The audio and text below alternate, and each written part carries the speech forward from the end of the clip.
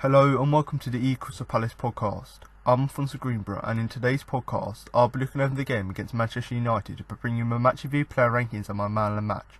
As well as this, I'm also going to bring you interviews with Roy Hodgson, Wayne Hennessey and Mamadou Sakho after the game. So let's begin.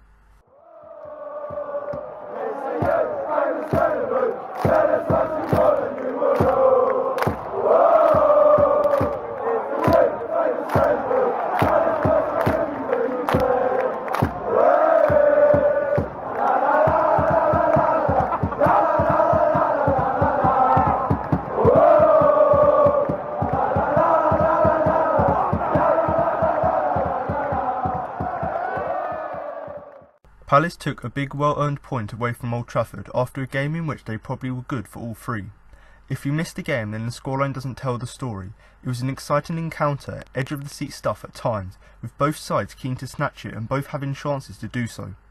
Anthony Martial gave Palace an early scare when he got in behind, but pressure from Aaron Wan-Bissaka and brave goalkeeper from Wayne Hennessey sniffed out any danger. The Eagles were largely restricted to defending and contesting the ball centrally in the opening exchanges, with the occasional foray forward being smothered by the home side. Wilfried Zaha showed a glimpse on goal in 17 minutes, however his curling effort flew over David De Gea's crossbar. Minutes later, the Ivorian rifled one inches wide at the bottom corner from all of 30 yards, as Palace began to force the game towards the Stretford end. Zaha was involved again on 25 minutes, wrestling the ball from Matic and setting Max Meyer flying into the exposed United half. The German midfielder fed Zaha in on the right, and he found Patrick Van Aanholt unmarked across the box. However, the left-back's effort was wide of the near post. Palace's assertion sparked the game into life, with Chris Smalling next to threaten a deadlock, only to fluff his lines from point-blank range at the back post. A sublime Wayne Hennessey stop on half an hour denied Jesse Lingard, and the goalkeeper was switched on to catch Martial's follow-up header seconds later. The game continued to entertain, and Palace began to look the more likely to break the deadlock. Cheku Kouyaté had a goal ruled out minutes before the break, after Lee Mason's team deemed that the midfielder was offside when he connected with Luka Milivojic's free kick. It was to be the last action of the half as the two sides went in level at 0-0. It was United's turn to curse the linesman after the restart, with Romelu Lukaku being flagged as he stabbed in from close range. Ashley Young's low strike through a crowd had been seen late and was parried away by Hennessey. United hearts were in mouths when Kouyaté hit a low one from 25 yards, which De Gea got a hand to. The rebound seemed to roll, unchallenged for an age, before Van Aanholt gobbled it up, but De Gea guessed right and blocked the placed effort. The second half was a rollercoaster. Both sides flew forward in numbers and went on the hunt for the first goal, with Palace often looking the more likely to draw blood. The best chance fell to Townsend, who, with 15 minutes to go, somehow sliced his way through four United players and wriggled free inside the box, but his right-footed effort curled away from the far post. Hennessey pulled off a sublime save late on, worthy of a point in itself, by tipping a Lukaku header away from the far corner as United knocked on the door. Van Aanholt was next to be called upon for his heroics, somehow getting across to deny Rashford from 8 yards out and, in doing so, preserving Palace's clean sheet. It ended level.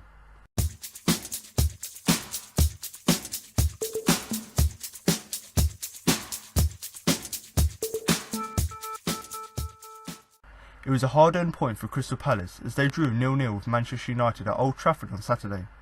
Roy Hodgson's men held the Red Devils to a goalless draw and had the better chances to win the game, but the Eagles' wastefulness in front of goal cost them the chance of taking all 3 points and earning a first victory against United in the Premier League era. Nevertheless, there were positives for Hodgson and his players to take from the game. Here are some of the talking points from the clash at Old Trafford. A precious point for Palace in Manchester. Old Trafford has not been a happy hunting ground for many teams during the Premier League era, but it has particularly been an unhappy hunting ground for the Eagles over recent years, with Palace losing on all 9 previous visits to Old Trafford in the Premier League.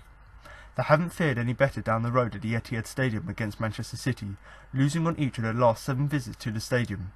This was an improvement on that, with Palace picking up their first point at Old Trafford since 1989, but it could and probably should have been all 3. A tale of 2 toothless sides. Crystal Palace were only the second team in the Premier League this season to stop United from scoring at Old Trafford after Tottenham, and in truth the Red Devils rarely looked like scoring against the Eagles. But Palace were also the first visiting side not to score at Old Trafford this season, despite having 13 shots, the most they've had in any away game this season. It was a familiar story for Palace though, with just 2 shots on target, as the Eagles were not clinical enough in front of goal. They had their best chances in the game, but once again failed to take them, which has become their Achilles heel this season. Wayne Hennessey's turnaround. The Crystal Palace goalkeeper has been in fine form this season, with the Welshman making a number of key saves for the Eagles. And he had another good game at Old Trafford, making smart stops to deny Jesse Lingard in the first half and Romelu Lukaku in the second. His form has made him the undisputed number one for Palace this season, and he's enjoyed a turnaround with the Eagles fans as well, typified by the fact that the travelling supporters were singing his name at the end of the game. Wilfried Zaha's United return. This was the third time Wilfried Zaha had returned to Old Trafford with Palace since leaving the Red Devils, and Zaha showed signs of what he was capable of, highlighting what United are missing in their own side as he displayed his skill, pace and willingness to take players on. It wasn't his best performance for Palace, but he was still a constant threat, having a couple of sights on goal during the course of the 90 minutes. And his display provided a hint of what United had missed out on by not keeping hold of him and nurturing his talent. Yes, his time at Old Trafford was unsuccessful, but Zaha was still raw back then, with the Ivorian still maturing into one of the Premier League's best players.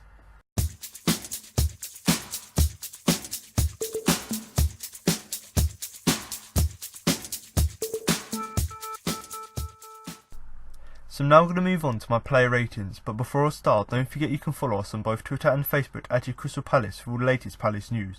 And also, if you are on Facebook, do feel free to join our Facebook group, which is a really great place to join in with discussions and also share your opinions with other fans. And if you are someone like myself who does like to go onto forums, not only to post your own opinion but also to have a read of what other fans are saying, then of course I'd highly recommend you do join the Facebook group. Now likewise, if you are someone who likes to keep up to date with all the latest news, whether that be transfers, whether that be news articles, or whether that be interviews with certain players, then of course do head over and follow us on both our Twitter and Facebook pages, which you can find using the @eCrystalPalace. Now of course, if you are listening to the video on YouTube, it gives you another great place to share your opinions. So if you are listening on YouTube, then of course feel free to drop a comment below the video with your player ratings, where you rate the players' performances from 1 to 10, with of course 10 being the best.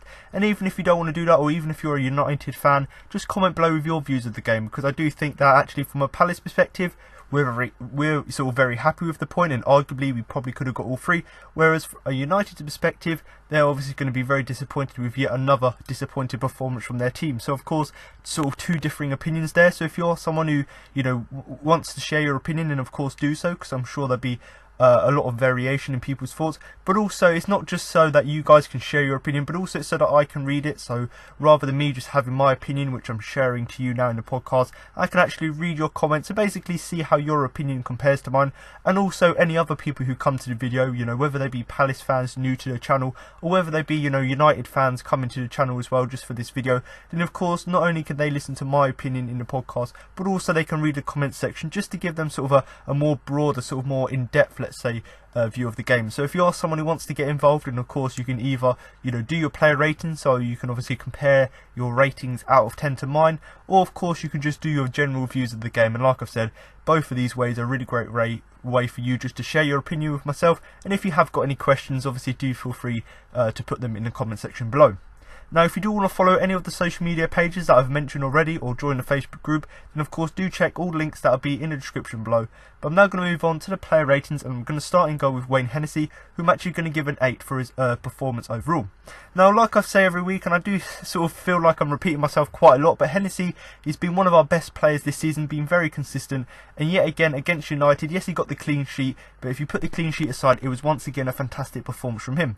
Now a point I've seen a few people make, and I really want to start with it, is that obviously Hennessey's been very consistent this season, but he's only had 2 or 3 clean sheets. So the fact that he put in a good performance here against United and finally, got rewarded with the clean sheet, just to give him, give him something extra, because he's been performing well, hasn't necessarily been having the clean sheets. So the fact that he's now got rewarded with a clean sheet for how good his performance was, that was of course great to see. And certainly the clean sheet, alongside some of the things I'm going to mention, is obviously some of the reasons I've given him an 8.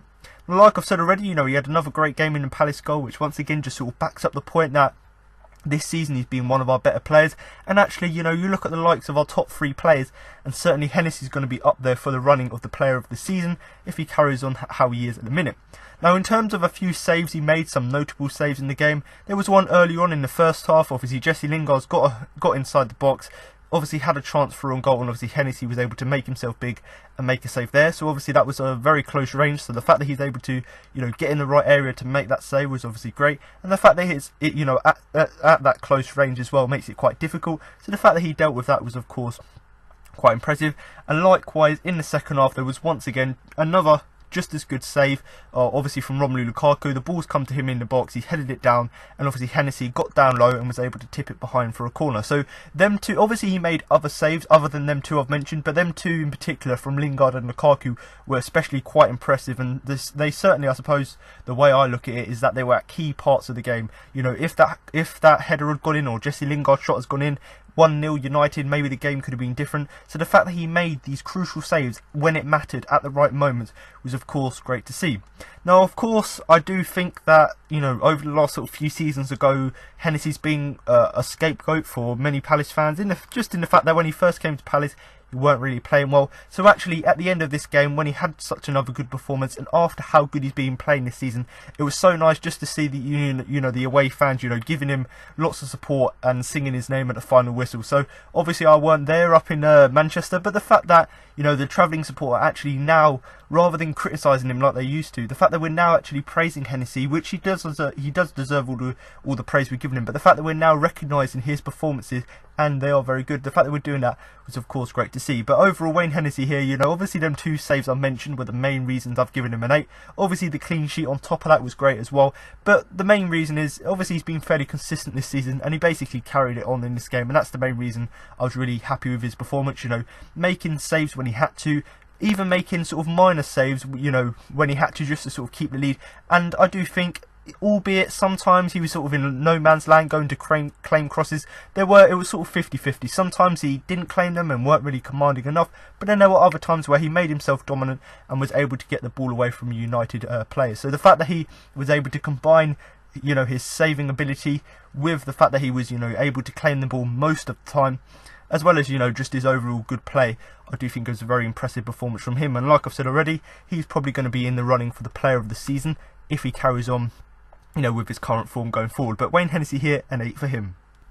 So I'm now going to move on to the defence, and I'm going to start at right back with Aaron Wan-Bissaka, who I'm going to give a 7 overall for his performance. Now before I go on to talk about his performance in a little bit more detail, you know, I've just got to mention that actually at the start of the international break, he obviously, on the club, put out a statement on the website basically saying that Wan-Bissaka's been withdrawn from the England side because he had some sort of shoulder injury. Now I think that was at the end of sort of the Tottenham game. He obviously picked it up, and of course, you know, he didn't go off the pitch at that point because you know, they didn't really know how serious it was. But of course, you know, a few days later he obviously had to, you know, not go with the England squad for the under-21 games. I'm not sure whether they were qualifiers or not, but he obviously couldn't go to them games. So obviously we were, you know, quite worried. You know, I'm not really surprising when one of our best players obviously goes out injured, but obviously he was able to recover from that. And I personally think, rather than it being a very serious shoulder injury, maybe it was just a precaution not to put him on international duty. But it does go to show, you know, the fact that that sort of fear of actually losing one of your key players, it does really have quite a big effect, because most of us were expecting United to absolutely sort of dominate us. But the fact that, you know, Wan-Bissaka came into the side, you know, was really great to see, and certainly he did show his quality once again. And you know, for me, really did highlight with how good his performance was, that actually if he hadn't played in this game, then maybe there would have been a different result, because when you consider we got the clean sheet and actually defensively we were very solid, you know, it begs the question, if Wan-Bissaka hadn't recovered from that injury, maybe it would have been a different story. Now obviously Anthony Martial's been in form at the minute, and obviously he hasn't had that many chances at United in recent seasons, but the fact that he's now been given a run in this side, he's very on form, and I think in his last few games he's got a few goals. So of course Martial was the man to sort of stop, and I think Wan-Bissaka, who was mainly sort of tasked, let's say, with keeping Martial quiet, I actually think that quite early on he'd done enough on him to stop him. And when you consider United obviously I think they had about 12 shots and we had 13, so the fact that we managed to restrict them and stop players who are in form like Martial obviously is a credit to how well we've done defensively as a unit. But obviously Wan-Bissaka in particular, who was obviously tasked with marking Martial, the fact that he dealt with him so well was of course quite impressive. Now there was one moment in the game where obviously Martial latched onto a ball over the top, and the fact that Wan-Bissaka dealt with that sort of scenario really well, in the fact that he was able to stop Martial, was of course great to see. And you know, Martial is on this added list of Wan-Bissaka, or players that Wan-Bissaka has got in his back pocket. You know, you look at players who he's dealt really well with, you know, people such as Lucas Moura, who he, against Tottenham the other day, done really well against them.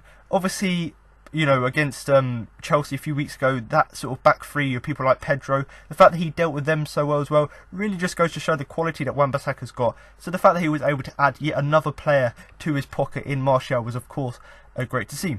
Now, obviously, Wan-Bissaka playing on that right-hand side, quite a lot of United's attacks did actually come down that side. So the fact that Wan-Bissaka, you know, dealt with that so well, with that threat down that left-hand side, was, of course, great to see. And I suppose the word to use would be fine, because I do think it was a fine showing from him. You know, he didn't really do anything wrong other than a missed sort of time challenge, which he gave, or which gave Ashley Young a free kick. So other than that, you look back at the stats, and I think he attempted 4 tackles, and attempted 5 and won 4 of them. So which, once again, if you look at his last few games or so, that's the first tackle he's missed in his last sort of 10 games or so, which really just goes to show how good his form is. But the fact that it was all but 1 tackle he missed against United once again goes to show, you know, how good he was at actually nullifying that threat from United down the left.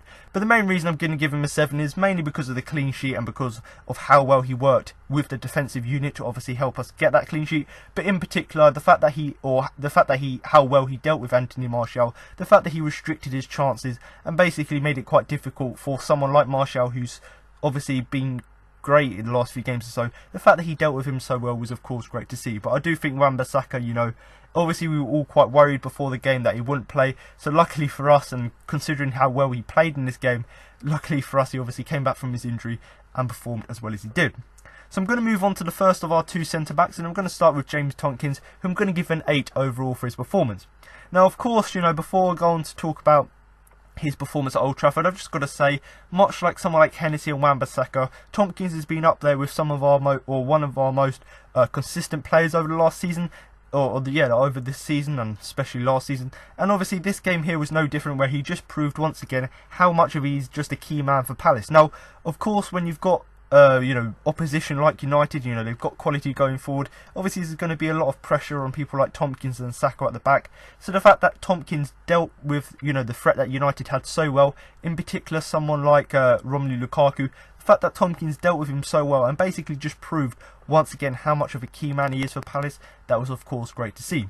Now, in terms of the word I would use to describe his performance, I'd use the word assured, basically because there wasn't any time in the game where he looked sort of overwhelmed or where he obviously felt that he couldn't deal with the United players. And also, when called upon, he was able to, you know, put in a challenge, put in a tackle. So the fact that he combined that with the fact that he didn't really let the sort of occasion get to him, in the fact that we're playing, you know, a top side, that obviously just sort of all comes together with just another assured performance. Now, this is something we've come to expect from him, but obviously on the big stage, playing against the quality opposition that we had, as well as the fact that, you know, United haven't been playing that great, and they usually play great against us, so we were fully expecting them to play well. So the fact that our defence dealt with them so well was, of course, great to see. Now, it has to be mentioned that actually United weren't necessarily the greatest going forward, but certainly towards the end of the game, where obviously they were under pressure to get something from the game, they were constantly putting balls into the box. And the fact that people like Saka and Tomkins were dealing with it so well is really a testament to them, not only as a, you know, personally,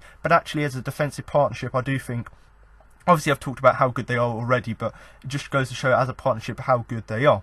Now, in terms of just the main reasons I've given him an 8 is that, yes, his whole defensive performance was good and he was obviously crucial for us getting that clean sheet, but the fact that he came up at so many moments with vital interceptions, with vital challenges at the back, the fact that he popped up at these key moments to keep us in the game, much like Hennessey did with his saves against, you know, people like Lingard and Lukaku, the fact that Tomkins popped up with these vital interceptions to keep us in the game, challenges to stop United on the counter-attack, the fact that he'd done that was, of course, really impressive. Now, I find myself repeating myself quite a lot when I talk about Tomkins' performance, and that's just because he is so good, he's so good, he is also very consistent. So the fact that he put in yet another good performance here was nice to see. But like I've said, the main reason I've given him an 8 is just because of the sheer amount of sort of interceptions and challenges he made at the back, but also just because of how key he was to us keeping a clean sheet.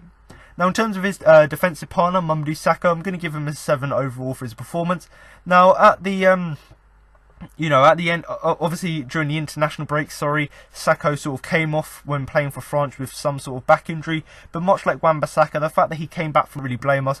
Old Trafford, like I've said already, yes, they haven't been playing great recently, but they've got, you know, world-class players in attack. So the fact that, you know, Tomkins was back from injury was, of course, great. And the fact that he sort of even though he's just come back from injury, the fact that he's still put in as good as a performance as he did really is testament to him. But also, you know, I've got to say, you know, he was important to us, obviously going on to get a draw from the game, because he was one of the main reasons, as was Tompkins, you know, why we basically stopped United going forth on goal.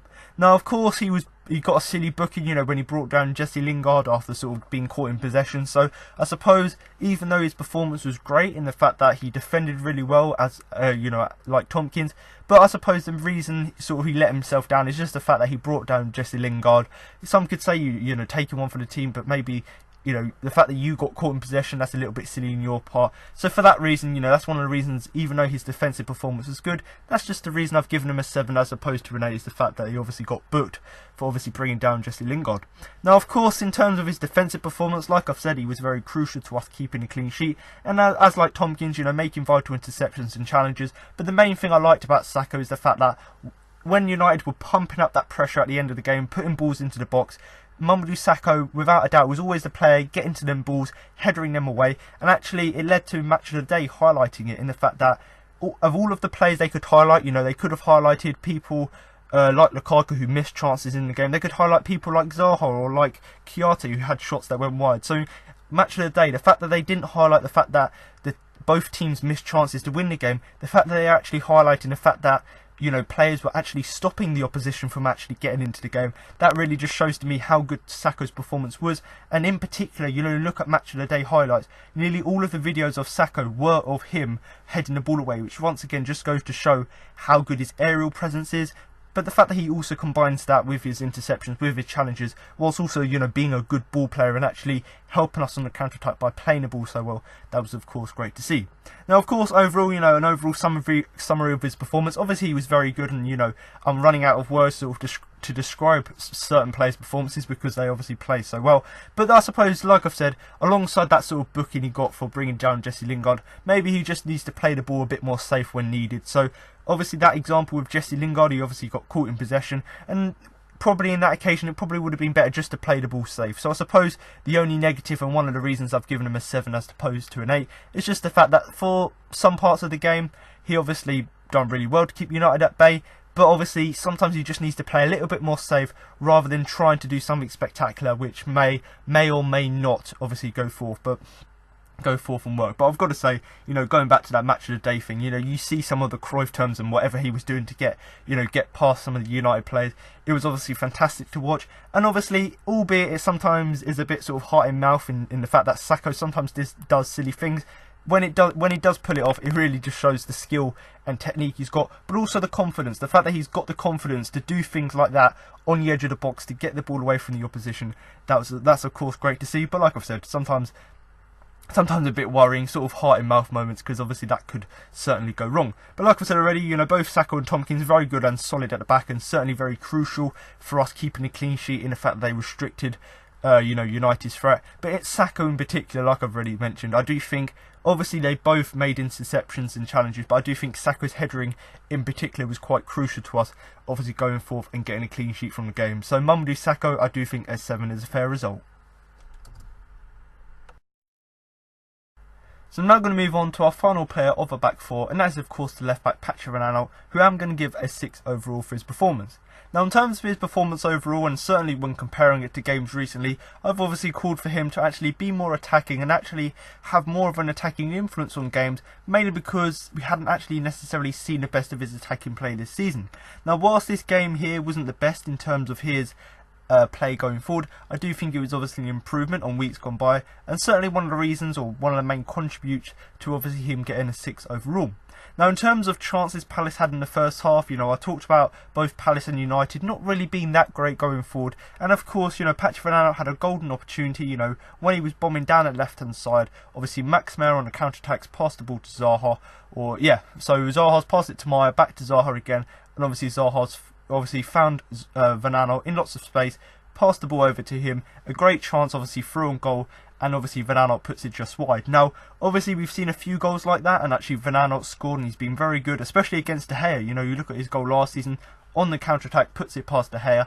Unluckily on this occasion, I think he probably sort of went with his right foot as opposed to going on his left, I think it was. So rather than going on his stronger foot, it obviously wasn't that great. And of course that shot went wide. But the fact that he was actually getting into that attacking position is obviously a positive, because I've been asking from him over the last sort of few weeks or so that actually we haven't necessarily seen the best of his attacking play. So it would be nice for him just to try a little bit more and actually try and do what he is good at, and that is actually overlapping down that left hand side. So even though he obviously missed a chance, you've got to look at it both ways and actually it is a positive, considering he hasn't necessarily been that good or that sort of really effective going forward this season. And like I said already, great chance. Obviously it's unfortunate that he did miss that chance, but actually I think it just goes to show how good we were on the counter-attack in the game. And I do think that's a prime example in the fact that, Zaha gets the ball to Maya, back to Zaha again, and obviously the fact that Zaha was able to find Van Aanholt in lots of space was obviously great to see. So even though nothing came from it, it obviously was great to see A, Van Aanholt getting into the space, but B, how good we were on the counter-attack. Now, of course, he obviously lacked a bit of composure, and that's probably ultimately one of the reasons he weren't necessarily that great offensively, in the fact that finishing his chances. But the fact that actually, even though that chance went begging, the fact that he got into that position, for me personally, is a really great thing overall. Now, in terms of his attack, or in terms of his defensive play, much like Wan-Bissaka on the other side, albeit I can't really compare them because there's two sort of different players. Wan-Bissaka's more about making sort of them sort of sliding challenges, getting the ball off the opposition, whereas Van Aanholt's more about bombing down that left hand side. Even though that is the case, if you're looking at both of them, I do think even though they weren't necessarily as involved as say the back two were in terms of Sacco and Tompkins, sorry, I still do think they were obviously quite important. And of course Van Aanholt, albeit he didn't necessarily have to do a lot of defensive work, mainly because most of United's attacks came down the left hand side. Even though that was the case, I still do think when called upon, he obviously was able to do a competent job defensively. But like I've said already, it was a fairly sort of average performance, I suppose is the word to use, in the fact that I've given him a 6. He obviously was going a lot further forward than he has done previously, which of course was great. And the fact that he's still done his defensive work as well was obviously even better. Now I suppose another word you could use is just good, rather than just saying he was average. I suppose you could just say he was quite good. But like I've said already, towards the end of the game, obviously the fact that he's missed a few chances, the fact that he got cramp, obviously seemed to sort of dwindle in influence towards the end of the game. But like I've said, I've got to see the positives from his performance in the fact that he done a alright job defensively, and certainly was done his part in terms of helping the back four and goalkeeper to obviously keep the clean sheet. So of course that was great, but actually the fact that he was starting to go further forward and being more adventurous, albeit missing his chances than he had been in recent games, that was of course great to see. So Patrick Van Aanholt here, not the best, not the worst performance. I do think S6 is a fair result. So I'm going to move on now to the midfield, and I'm going to start with the captain Luka Milivojevic, who I'm going to give S6 overall for his performance. Now in terms of, I might as well get the bad things out of the way about his performance, because I do think Luka was very good in this game. So in terms of the bad things, he obviously got booked quite early on into the game, obviously for a foul on Jesse Lingard. And you look back at Sacco also got booked for a foul on Jesse Lingard, which obviously goes to show how much of a menace, let's say, Jesse Lingard was for the Palace defence. And when you consider United weren't necessarily that great going forward, it obviously is a credit to someone like Lingard. As much as I don't want to say it, you've got to give him a little bit of credit in the fact that he was causing us the most problems of any of the players sort of in that United front line. Now of course Luka got booked for that, and some may say that's taken one for the team, and yes, it's a silly yellow card to get, but it's obviously taken one for the team. And when you look back to the Everton game, where rather than making the challenge, he's obviously half-heartedly tried to get into make a challenge, then let the play go past him. I'd rather him actually just make a challenge like that and actually, get booked for it, as opposed to doing what he did against Everton and being too scared to make a challenge, and then you let a player run through and score on goal. So in that respect, it was obviously good, but then in the other respect, the fact that he got booked, that's of course really bad. But like I've said already, yes, United weren't that great offensively, but the fact that Lingard was very good, in terms of breaking from the midfield, the fact that we were able to stop that, considering he was one of their best players, that was of course great to see as well. Now of course another sort of negative about his performance is the fact that he gave the ball away a few times in midfield, but that's not really an issue because it was only a few times. And you know, when you consider United weren't necessarily on the game, and also the fact that the back four were just doing so great as they were, obviously it didn't really punish us, but I suppose that's one thing to pick out. But the thing that I really liked about his performance, and the main reason I've given him a 6, is just the fact that he put in a shift for the side. You know, whether that be, you know, making these last ditch tackles, or whether that be just man marking plays, basically just sort of frustrating the hell out of your United players. Whatever it was, Luka was obviously great at doing that. And like I've said, the fact that he put in a shift for the side and he was giving his all for the team, that was of course great to see as well. Now, in terms of something not necessarily about his performance, but something I was really surprised about, is the fact that he came back on the pitch after that horrible tackle from Fellaini.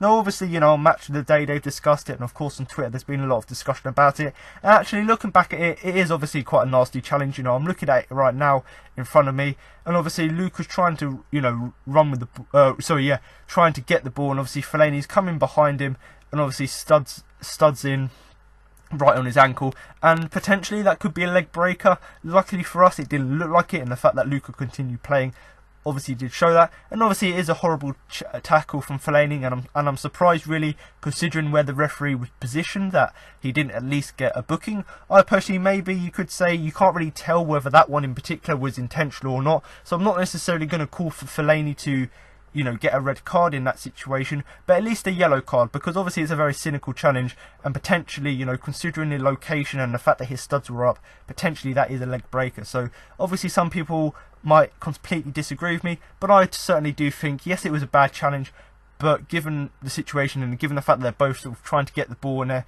you know, you're not really sure whether it's intentional or not, I'll give them the benefit of the doubt on that occasion. Not that I would normally do that, but benefit of the doubt on that situation, and go probably a yellow card. But like I've said, it could have been a lot worse for us. So luckily Luka obviously came out the right end of that challenge. But the thing that I really liked about him, whether it's just the fact that he comes from Serbia, he obviously is really hard, as the stereotype is, and obviously as the song goes, which of course I'm not going to sing now, but you know, we know that he's a tough guy. So the fact that he was still, after that challenge, able to come back onto the field and play the rest of the game, that was of course really impressive. But the main real point I really want to finish on, you know, in terms of his performance, is just the fact that he broke up play when he needed to. So I talked about him putting in a shift for the side, you know, basically just giving his all for the team, and whether that be the defensive work when we were under sheer lots of pressure, you know, from the United players towards the end of the game, whether it just be the fact that when we were going forward, he was always looking to play the ball, albeit not always successful, but the fact that he's looking to play the ball was great. The fact that he'd done that and combined it with the fact that he was breaking up play and making life really difficult for the United players, that was of course great to see. So Luka Milivojevic here, the captain, I'm going to give him a 6 overall. So I'm going to move on to his midfield partner, and that is of course Cheku Kouyaté, who I'm going to give a 7 overall for his performance. Now, before I go on to talk about his performance, you know, I've got to talk about Kouyaté.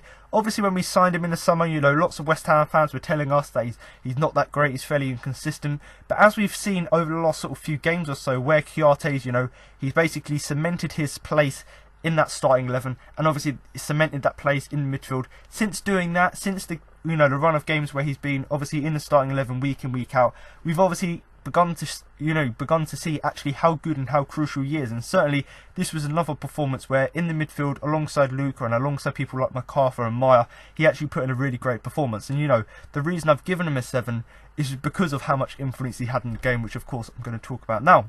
Now, one of the things I liked about his performance here against United is that, considering the amount of quality United have in midfield, the fact that Kouyaté was calm in possession whenever he had the ball, and also actually played that very vital role in the midfield, the fact that he linked up the defence to the attack, the fact that he done two jobs really well in terms of doing his defensive work, being calm when in possession, and combine that with actually his attacking sense, in the fact that he was able to link up the defence and attack by actually carrying the ball forward. The fact that he done these two things really well was of course great to see. Now, the fact that he's very physical in the midfield, that obviously helps, but when you combine your physicality and you use it to your advantage to obviously, you know, sort of, I suppose, barge off, you know, the opposition players, the fact that you use it to drive forward when you have to, that was of course great to see. Now, of course, you know, he uses physicality to, you know, to his advantage, you know, in the game. You know, there was one chance, I think it was either towards the end of the first or second half, I can never remember, because I haven't really written it down, but there was one chance that just come to me. You know, the ball's played down the left hand side for Palace. We put a ball across the box, and of course Kouyaté's there on the edge of the area. He's obviously rifled it from about 20 yards, and unluckily for us, it went just wide, but it just goes to show that actually, yes, Kouyate's great at linking up the play between the defence and the attack, but actually he can use that physicality and that drive to actually run up the other end of the pitch. And when the ball does come onto him in the edge of the area, it's great to see that he's actually not scared to shoot. And albeit it went wide, the fact that he's actually willing to take that chance, even if it's even 1 in 10 of them actually goes in, the fact that he's actually willing to take that shot and actually willing to actually have a shot on goal was of course really impressive. Now obviously his performance was great, the fact that he was so good in midfield, you know, linking up the play, being calm on possession, you know, much like Luka was actually breaking up the play and actually making loads of tackles as well as obviously doing what he normally does in terms of just providing that extra cover for the back four. Yes, that was all great, but it could have been even better if he had obviously got the goal which was disallowed. Now, of course, I've looked at this multiple times and I've seen people discuss it on Twitter. Personally, looking back at it, you could say it's quite unlucky because it looks like it came off a United player loss, so obviously would have been an own goal. But the fact that the linesman seen it, the fact that both Kouyaté and I can't remember the defender, but there was obviously Kouyaté and defender both going up for the ball.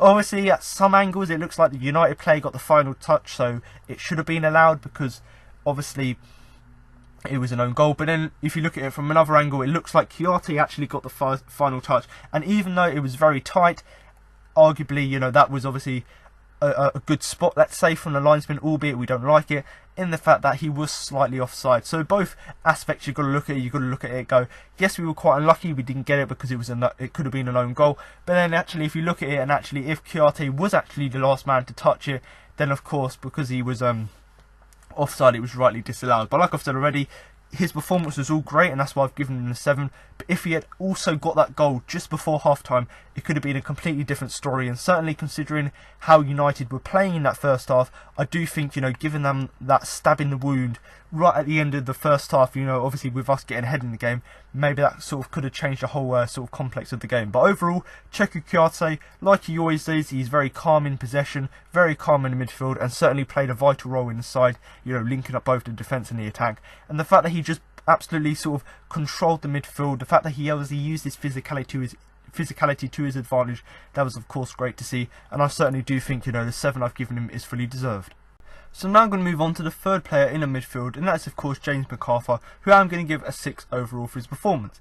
Now, much like his performances have been recently, in the fact that he hasn't necessarily been excellent, but he's obviously been fairly consistent, albeit sort of average in these performances, and certainly that was sort of the theme of McArthur's performance here against United. But I suppose to give him a bit of credit, you know, the last sort of, let's say sort of the 3 or 4 games or so before this United game, obviously loads of people were calling for him to be dropped, mainly so that we can obviously play someone like Saul off up front, and obviously meaning we could move Max Meyer more central. And obviously there was quite a lot of debate as to whether he should have started the game, and obviously I think in my predicted lineup I obviously gave him the benefit of the doubt, let him play in this game, and albeit he weren't necessarily as influential as some of the other players in the field, I obviously do think he'd done his part in terms of, you know, making life difficult for United, and obviously played an important part in that aspect in terms of us keeping a clean sheet overall. But I suppose the first thing I want to really pick out from his performance is the fact that he covered quite a lot of ground, and obviously that's something we've obviously come to expect from McArthur. You know, he always works hard for the team, whether that be in defence and the attack, and certainly we saw that in the game here against United. And obviously that's something I really liked, because albeit the last sort of month or so, you know, prior to this game, he hasn't necessarily been that great. He's been, like I've said, people have been rightly asking for him to go out of the side, but the fact that he put in a performance like this against United, against the opposition they have, and against obviously the quality they have in midfield, the fact that he obviously covered a lot of ground, obviously with his movement to obviously track the United players and obviously make it difficult for them, the fact that he combined that with just his overall really good sort of work rate and work ethic, as well as the fact that he helped the team defensively by, you know, going back and helping the likes of Kouyaté and Luka just to give protection to the back four, but also the fact that he actually, when he did go forward, he obviously proved quite a useful attacking outlet. And because the people like Kouyaté and Luka had that defensive protection covered, they were protecting the back four, it basically gave McArthur that freedom to go slightly further forward, and certainly he did work hard in that position. Now I suppose the word to use, or the phrase to use, would be non-stop, and that certainly was McArthur's performance, in the fact that he didn't stop throughout the game, kept going on, and obviously the fact that he's got this stamina just to carry on and just, you know, do his all for the team, that was of course great to see. And you know, I talked about a few weeks ago the fact that he wasn't necessarily helping Aaron Wan-Bissaka out. You know, he was obviously letting quite a lot of players overlap there. This game was totally different in the fact that McArthur a lot more in comparison to previous games. The fact that he was obviously helping Aaron Wan-Bissaka out, you know, by providing just the extra cover down that flank, whilst also, you know, stopping, you know, certain players, obviously like Martial, for example, doing 1-2s with other players. The fact that McArthur done so well in that defensive role, you know, in terms of helping Aaron Wan-Bissaka out, that was of course great to see. But I do think, you know, a 6 is a fair reflection of his performance when you consider, you know, his work rate, the fact that he covered quite a lot of ground, both in defence and the attack, and also the fact that he obviously went back and helped people like Aaron Wan-Bissaka out. That was of course great to see. So I do think James McArthur, I do think a 6 is a fair result. So now I'm going to move on to the final player in the midfield, and that is of course Max Meyer, who I'm going to give a 7 overall for his performance. Now obviously, like I've already mentioned with McArthur, and the fact that there was quite a lot of debate as to who should have started the game. Certainly Max Meyer, we obviously all predicted to start the game, but I personally thought, you know, he'd play out wide, mainly because we obviously like to play a 4-4-2, and of course that's what Roy Hodgson quite stubbornly has been playing in recent games. Now the thing I quite liked about this game is that, albeit we were still playing the 4-4-2, we were playing a sort of more narrow formation, in the fact that Max Meyer, rather than being out on that left hand side, he was actually a little bit more narrow, and actually that allowed him to actually go forward and play more of a central role. Now in my opinion, that was quite key to how well Meyer played in the game, and that's why one of the reasons I've given him a 7 overall. Now I personally do think that the reason he improved so much in his performance, you know, people have been saying he's overhyped, he's not as good as he has been, and I said actually wait, because he's playing out of position, so you've got to give him a chance. And he basically showed here against United that, albeit he still weren't playing fully in that sort of mid, basically, you know, your positioning behind the striker. He wasn't necessarily playing directly centre, but the fact that he was playing slightly more in that position than he has done previously really just goes to show that actually if you give him the chance to play in his correct position, he can play well, and certainly he did impress here.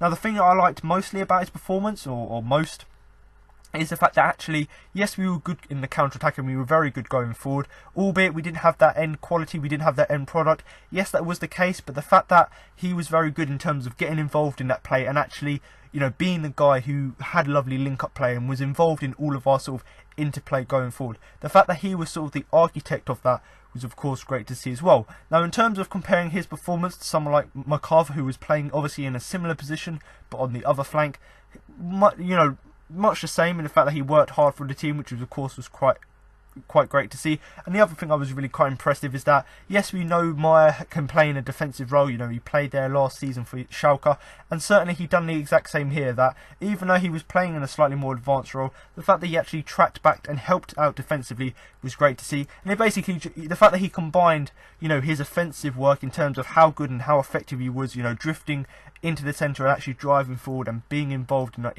interplay, the fact that he combined that with the fact that he helped out defensively and was so effective doing that, that was of course great to see as well.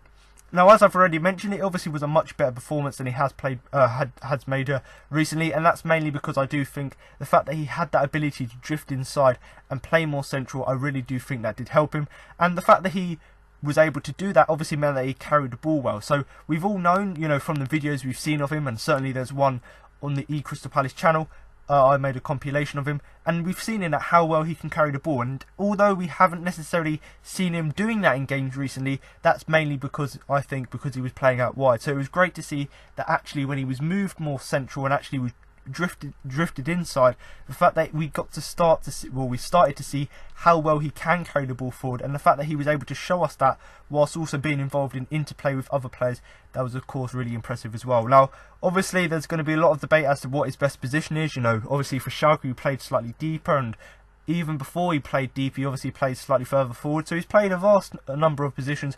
But I do think, albeit the 4-4-2 isn't exactly the greatest formation in terms of the personnel we've got available at the minute, I do think if we do play it a little bit more narrow, which gives players like Meyer and McArthur the ability to play slightly more sort of inside and a little bit more narrow. If we do want to play 4-4-2, that's fine, as long as we make it narrow, because as we saw here, when Meyer actually plays in a more natural position, he obviously is very effective. And like I've said, I've got to mention it already, you know, we talk about how influential Wilfried Zaha normally is in the attack. Max Meyer was sort of up there in terms of his influence in this game here against United, mainly just because of how good and how sort of effective he was going forward. But the fact that he also combined that with defensive work was really great to see. So Max Meyer, I'm going to give him a 7 overall. So I'm going to move on to the first of our striking options, and that is of course Andros Townsend. And I'm going to give him a 6 overall for his performance. Now obviously he's a winger, and I talk about this quite a lot this this season, in the fact that yes, the 4-4-2 sometimes works, it sometimes doesn't. It's starting to show now that actually is a bit outdated, isn't exactly working, and certainly when you're playing a winger like Andros Townsend, and certainly Zaha to an extent, you're playing them up front together. Yes, it can work in some aspects, in the fact that they can drift wide, they can create space. Yes, that's great, but sometimes it doesn't work. And certainly this was a game here where it didn't necessarily work 100%, but there were glimpses where it actually did work. Now in terms of Townsend's contribution to that, I think he actually worked hard up top, so even though he is obviously playing out of position, the fact that he's still able to keep up his very high work rate and has that stamina to carry on throughout the whole game, that was of course great to see. And of course, even though he was playing primarily as a striker, the fact that he was also able to drift in and out of positions and actually bring other players into play, that was of course really impressive as well.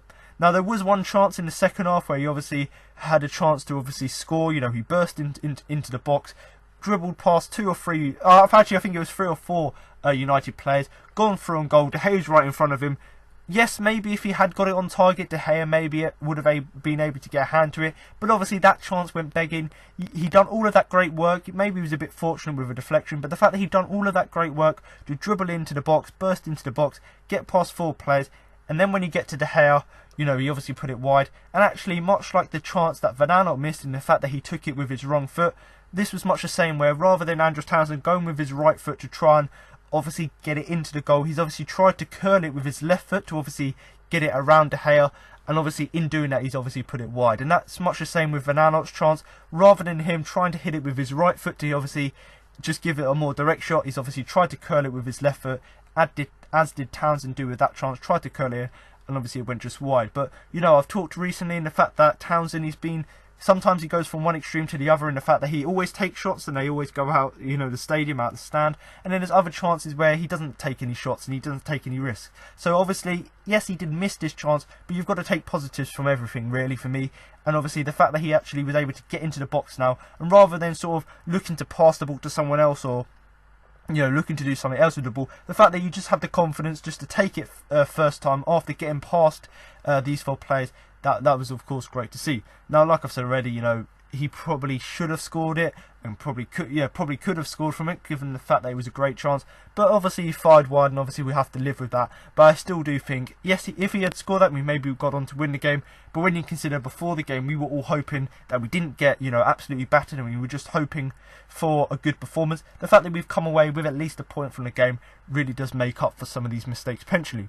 Now, of course, I do think that one of the main reasons that he's had such a great performance is just his work rate. Now, I talked about the fact that he works hard overall, and the fact that he does quite a lot for the team, playing up front. But the fact that he's got this constant work rate in a position which really doesn't suit him, the fact that he can still put in this high amount of work rate is really the thing that really does impress me. Now, of course, I can't really give him anything higher than a 6, mainly because he didn't necessarily influence the game in terms of having, loads of game-changing moments where he could obviously score. Yes, he had one chance, which he obviously missed, but other than that, there weren't really any clear-cut chances for himself. And although he obviously was getting others into play and was obviously proven to be semi-effective, let's say, up front, the role obviously doesn't really suit him, and he isn't necessarily as effective in that position as he has been in others. But the fact that he's got that good work rate, and the fact that he's able to play in any of the positions in that sort of front 3, whether that be at striker, whether that be on the left or the right wing, the fact that he's able to play that was of course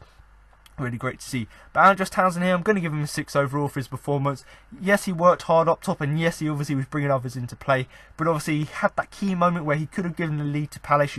He done all of the right things, dribbling past 4 players, getting inside the box, but obviously it was just that end product which went missing. And obviously if he had scored that, it would have been a different story. But nevertheless, a good performance from him, and hopefully with players coming back from injury, Townsend will get that ability, or get that chance to go back to his natural position, and hopefully we'll see better performances from him going forward. But Andros Townsend, I'm going to give him a 6 overall. So I'm going to move on now to the final player, and obviously our Andros Townsend's fellow striker, and that is of course Wilfried Zaha. Now I'm going to give him a 7 overall. Now, like what I've said with quite a few players this season, in the fact that when they go back to their old clubs, or clubs where obviously they've been previously, or rivals to, whatever connection they might have to the clubs, sometimes it can affect them. You look at Andros Townsend against teams like Tottenham and Newcastle. Sometimes it seems to affect them, and certainly Wilfried Zaha going back to Old Trafford for just the third time, I think it was. Obviously you could expect it to sort of affect him and sort of the occasion get to him, but actually I don't necessarily think it did. And I do think he had a very good performance, and for that reason I'm going to give him a 7 overall. But before I talk about his performance, something which is literally coming to my head now, is the fact that when he obviously got substituted towards the end of the game, obviously the United fans decided to boo him when he was going off the pitch. Now to be honest, it's just stupid really, because the reason he left United in the first place is just the fact that he weren't given the chance, and the fact that he's now come good and is, one of the most skillful players in the Premier League. The fact that he's now gone on to do that, I don't really see why they're being so bitter about it. They're the ones who were silly enough not to give him the chance, so I don't really see why they were booing him. And it really just, United fans at the minute, the fact that they're not doing so well as they expect United to do, obviously it's quite amusing watching some of their fans just because of the complete overreaction. But stuff like this is really just stupid. It really just shows sort of how tedious some of the United support are sometimes, in the fact that they're booing a player when actually he left to take up an opportunity because he wasn't getting one. And the fact that he's now come good, that's their problem, and they obviously have to rule with the consequences. But in terms of his performance here at Old Trafford, like he always is, he's week in week out, he's always proven to be a constant threat. But that was no different here against Old Trafford, up against that United back four. And yes, I said, United weren't necessarily the best on the day, but obviously they still done a relatively good job on Zaha, in the fact that he didn't have too many chances, but the fact that he was obviously posing a constant threat for them, and the fact that he was obviously making life difficult for them, is of course a positive we can take from the game.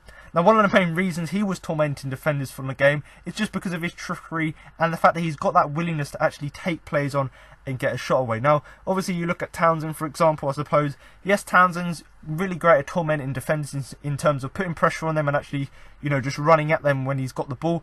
Yes, that's great, but sometimes when you compare them, I suppose, sometimes Townsend doesn't necessarily have that trickery or just that willingness to, rather than just getting the ball to the byline and crossing it in, he doesn't necessarily have that willingness to take players on and just try and turn them or do whatever they can to obviously get a shot away. And that's something that Zaha did, and that's one of the reasons I've given Zaha a 7 as opposed to Townsend a 6. It's mainly because of, the quality that Zaha had, not only in the fact that he was just a constant threat with his skill and his pace, but also the fact that he actually had that willingness to take players on, albeit they're quality defenders on their day, albeit they weren't great here, but they're quality on their day.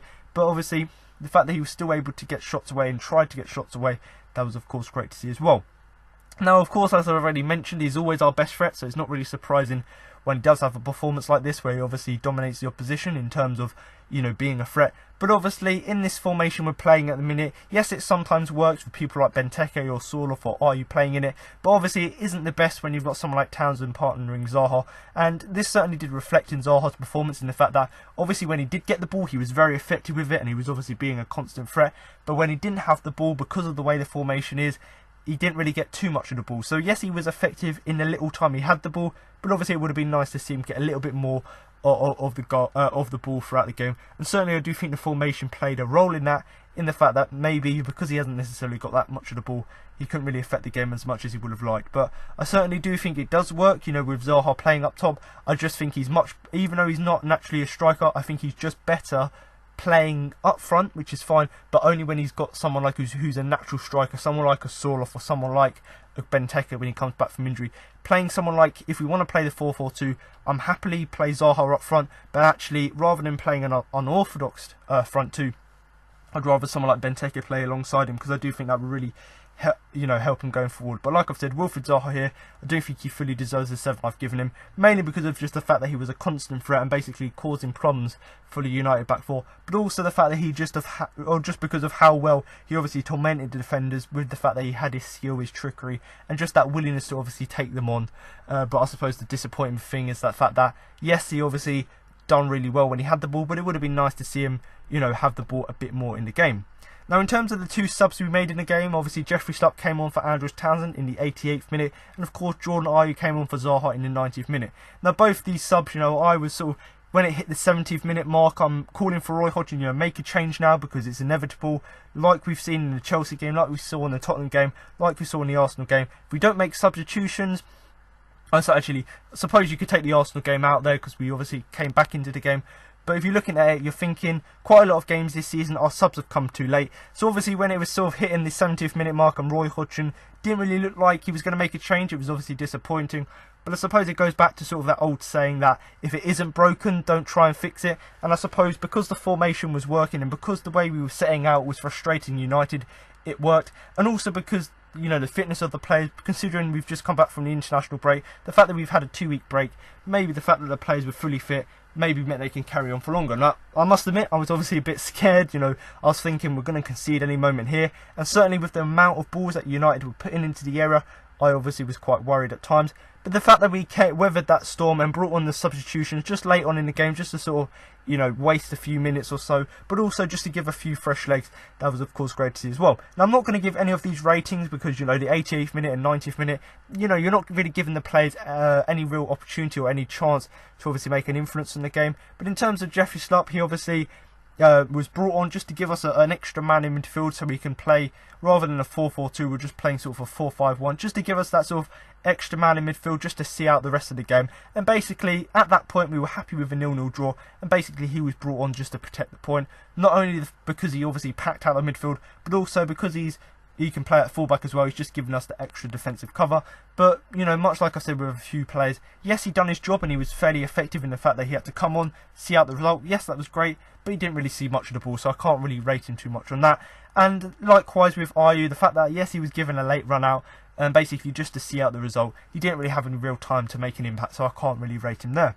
Now, in terms of just a quick summary of the game, obviously we're disappointed in the end that we didn't win the game. And, you know, when you consider the amount of attacking chances we had, the few shots that went wide of the mark, when you consider that, and when you consider we played so much better than United, and the fact that our counter-attacking ability was so great, and the fact that we just dealt with everything United threw at us, yes, it's, you know, you're looking back at the game going, it's quite disappointing in the fact that we weren't able to get more of the game. But when you consider we were expecting a loss from the game because we always seem to lose at Old Trafford, and when you consider we've never got a point, let alone a win, not even a point at Old Trafford in the Premier League history, the fact that we've got that was obviously great to see as well. Now, obviously it's disappointing, the result, in the fact that we probably could have got more from the game and probably deserved more from the game given our performance. It still is a fantastic result because, like I've said, we were expecting a loss before the game, and the fact that we've come out with it with a good performance, which we all wanted, and the fact that we've actually got something to show for it in terms of a point, that of course shows how fantastic the result is. Now, of course, against United, obviously they always seem to beat us, and of course they've got quality players, albeit not playing that well this season. Obviously not many people gave us a chance, but the fact that we actually just came out on the day, put in a brilliant defensive performance, and the fact that Roy just set the team up in the right way, not only to defend well, but also just to restrict United, and also set us up really to really counter really well. The fact that he'd done that really well, considering people didn't give us a chance, that was of course great to see. Now, my final really point is, and this is something I've said quite a lot this season, is the fact that the next sort of 5 games or so, albeit I think there's Man City in there, bar that game, they're really winnable games. I don't want to say we will win them, but there are winnable games coming up, so hopefully this is sort of the result that can really kickstart our season again. And I know we've said this quite a lot this season, but hopefully this is the result that we've finally got something to show for our good performance. So hopefully going into the game at the weekend against Burnley, hopefully we can take this result and put in a performance just like the one against United, where we defend well and we counter well, and hopefully we can, you know, get something from the game, because like I said, there are some crucial fixtures coming up.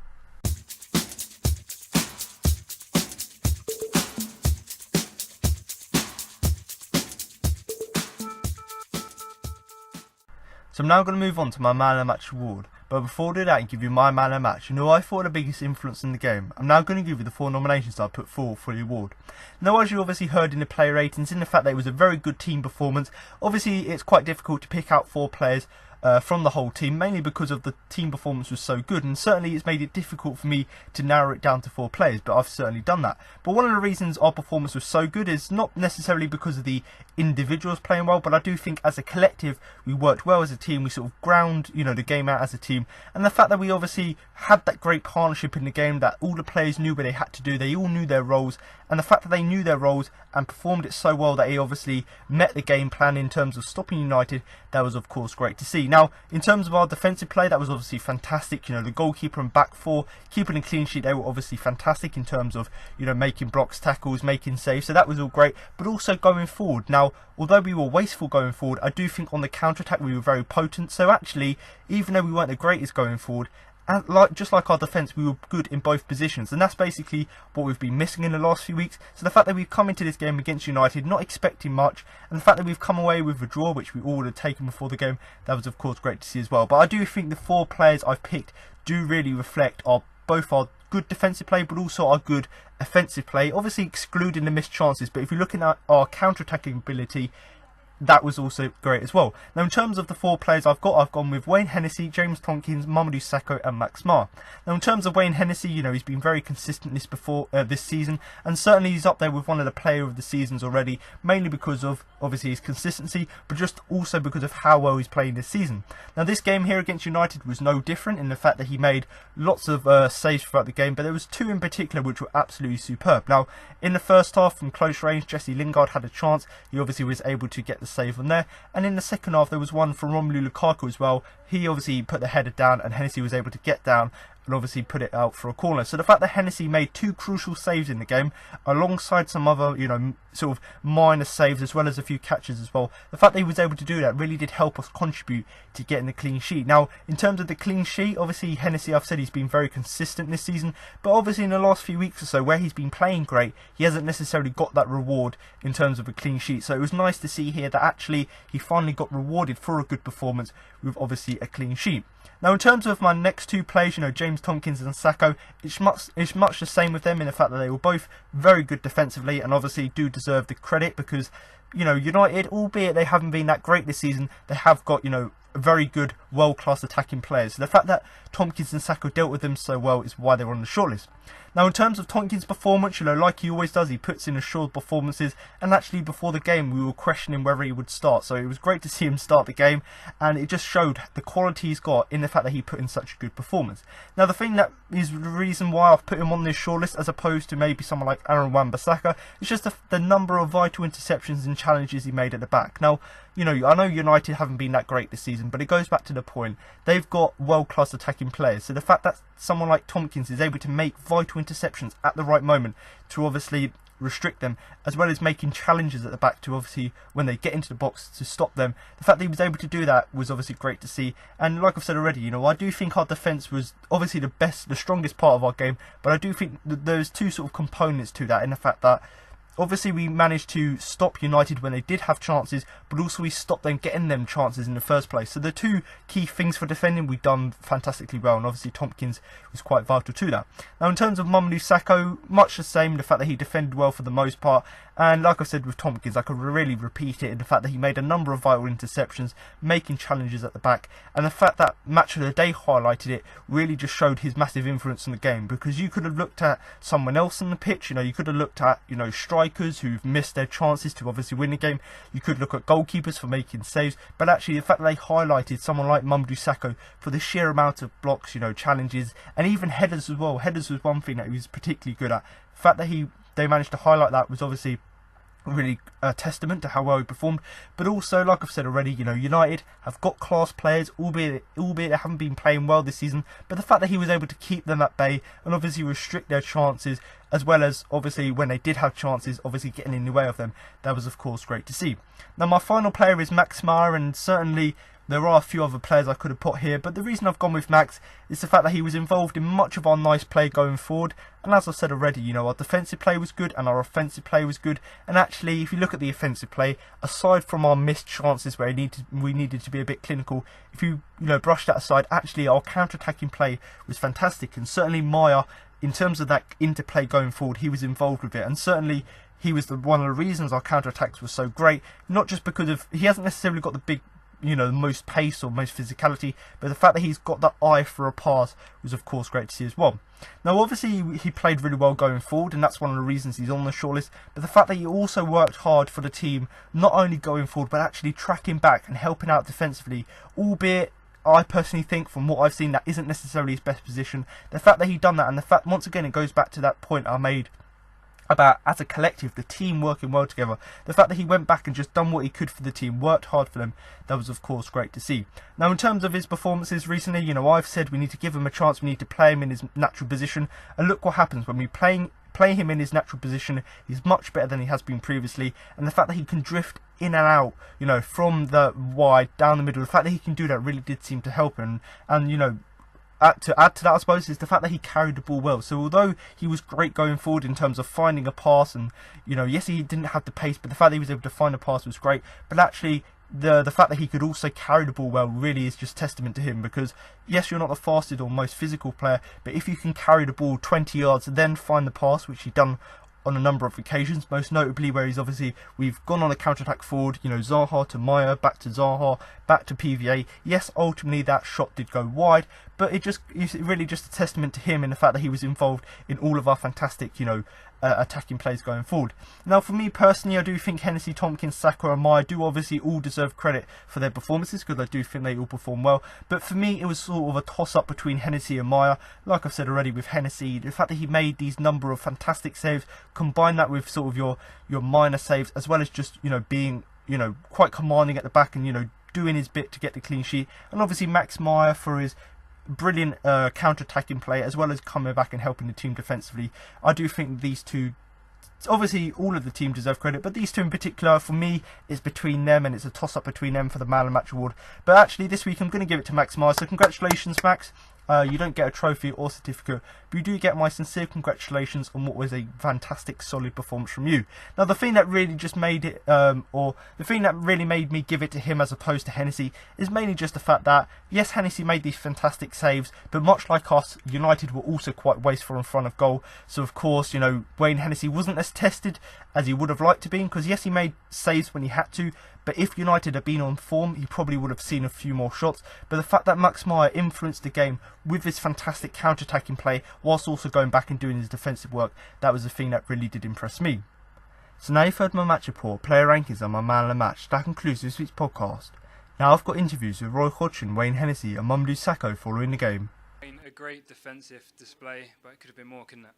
Yeah, like saying, the whole back four today were fantastic and put their bodies on the line, and that's what we needed, and yeah, fantastic credit to them. And they have a lot of attacking quality, don't they? How hard was that to deal with? A lot of crosses coming into the box. Yeah, like saying, I think that's their key thing, getting it wide and putting it in the box, and like saying Lukaku's so good in the air, and then bringing Fellaini on, it's just a different aspect for them, and like saying, it's sort of Route 1 football, but makes it difficult for us, and I think they coped with it very well today. A lot of great saves from yourself. Are you happy with your performance? Yeah, definitely. Like saying, I just want as many clean sheets as possible, and hopefully I can get that and start gaining them clean sheets. And like saying, if we take our own chances, then hopefully we're going to win and get that 3 points. And the fans at the end gave you a great reception. How good were they today? Oh, they were superb through the whole game from the minute go, and like saying, it's a delight to have fans like that, and like saying, it's fantastic. Hopefully we can start winning at Sellers now and get the fans on our side, and they've been superb, and saying we can't thank them anymore. So Mama, a great team performance today from the lads and getting a big point away at Old Trafford. Yeah, we can be proud. We can be proud about the job we did today. Even if I think we could win, really, but yeah, I think it's a positive point. Like I say, we had some big chances, and also Cheku's goal was ruled out. What did you think about that? Yeah, of course. I think we had quite a few occasions to score, but today I think the squad make a really good job defensively. We all defend together, and yeah, just it's a shame, we couldn't score, but I think it's positive because we create a few occasions, and against Manchester away, I think it's a positive thing. And that back five is really settled. How good was it playing with Tompkins, Van Aanholt, Wan-Bissaka against players of that quality? Yeah, I think it's quite nice, but the most important things for me is just if everyone give 100% for the squad, and I think today we saw that, all the defender, all the midfield, all the striker make a lot of effort to defend, and yeah, we can be proud. And you could hear the fans out there. It's a great atmosphere. Did that really help the lads pull through? Yeah, of course. Like I said, when we are playing at home, we are playing 12 against 11 because they are always with us. And yeah, today they was behind us, and I think we all deserve these points, the squad and the fans too. Roy, a great performance and a big point at a tough place to come, but it wouldn't be unfair to say it could be even better, could it? No, I think you're absolutely right. We actually played well enough to win the game, and it's a bit disappointing and frustrating that, you know, at least one of those very good chances we created wasn't given, or maybe the hair fine offside that, you know, we saw the goal disallowed from wasn't given. So I think we were a little bit unlucky in that respect. We've been unlucky for a while now, but the performances, luckily enough, have stayed at a very high level. I thought they were good against Arsenal, Chelsea and Tottenham, despite the fact that we lost 2 of those games, but the performances were very good. And today we've come and given a similar performance, maybe even slightly better, at Old Trafford, where quite frankly it's hard for teams to come and get points. This is normally a happy hunting ground for Manchester United. As you say, a really good team performance. It's hard to single any players out, but at the end, Wayne Hennessey got a great reception from the fans. Yeah, he played well, didn't he? But he's been playing well for a long time. I thought he made an excellent save in the first half, and apart from that, I thought he was really good at, you know, dealing with those long balls coming in, because, you know, when you can bring on people like Fellaini and Fellaini, and Marcus Rashford and Sanchez, and you're getting those balls, you know, they've already got Matic in there as well. There's a lot for the defenders to deal with, and you need your goalkeeper to help you out. And he did that extremely well. But there were some excellent performances right the way through, and it would be a pity, I think, to start trying to single out a person or 2 or 3 people, because everyone deserves a massive pat on the back. And just on the fans again, how good were they making that atmosphere? It was like a home game at times, wasn't it? Yeah, they're excellent, but aren't they always? You know, the one thing about Crystal Palace Football Club, we should never forget it, and we should never cease to praise them. But we are enormously fortunate that we get that type of backing, both home and away. And to be fair, I think they understand that it's not easy for Crystal Palace to survive in this league. It's not easy for us to come to Old Trafford and play the Tottenhams and the Chelseas. It's a tough ask, you know, because our budget and the type of players that we're able to recruit, it's not in the same level as those. But I think they understand that if they want to keep seeing us play these teams, they've got to really back the boys like they do, and also to be sensible enough to realise, you know, when we're giving our all, when we're doing our best, but we're just falling a bit short perhaps because of the quality of the opposition. Today that didn't happen, luckily, but, you know, my big fear today was that all that fantastic work was going to be washed aside by a lucky break of the ball and a last-minute goal. That would have been heartbreaking for everybody. So it's good that didn't happen today.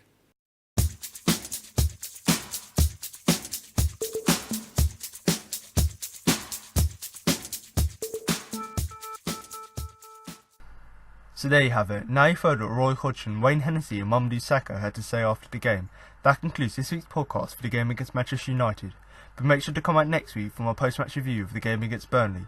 So thanks for listening, and remember to up the Palace.